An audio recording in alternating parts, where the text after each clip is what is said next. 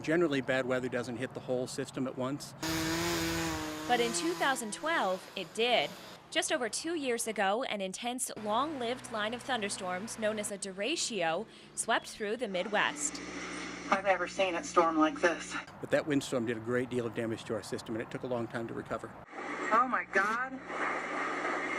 There is so much debris flying around in the air. Of the event's roughly 1,200 storm reports, nearly 10% cited damage to power lines and utility poles.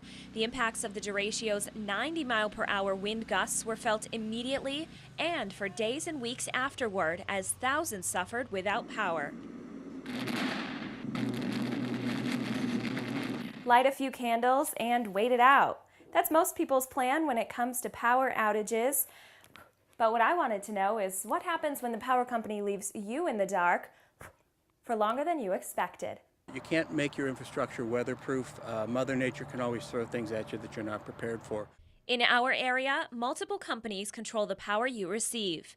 With more than 300,000 miles of wire in the air, First Energy tackles ongoing preventative maintenance to keep the grid working smoothly. In a severe weather situation, all of the local energy companies work around the clock to restore power, starting from the largest service areas down to the minor ones. So sometimes you might have your power out and it's been a few hours and you haven't seen a truck and you wonder if we're working. We're working our way out to you. In the meantime, local authorities identify potential hazards and provide support. Anytime we have an energized power line on the ground, that presents a danger. You can stay safe by watching for things like caution scene tape and notifications of live wires, and by planning in advance.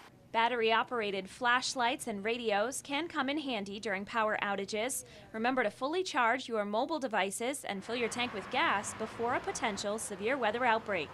A battery-powered fan will prevent you from getting too hot this summer, but it's also a great idea to have a backup plan when it comes to keeping cool.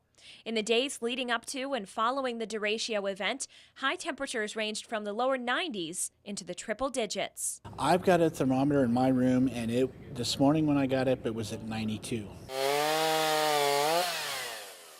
A week after the storm, nearly 3,000 Findlay residents were still without power. The Lucas County Emergency Management Agency partnered with the Red Cross to provide families with bottled water, non-perishable foods, and to open shelters and cooling stations. Well, there are definitely concerns, especially when we have the heat and no air conditioning. We ask that citizens check on their elderly neighbors to make sure that they are safe and maybe be able to get them to a cooling center. Michigan and Ohio top the list for the most major outages per state, and a new scientific study conducted by Climate Central suggests that not only have the number of power outages risen in the past decade, but they will continue to do so in the future. I'm meteorologist Kimberly Newman.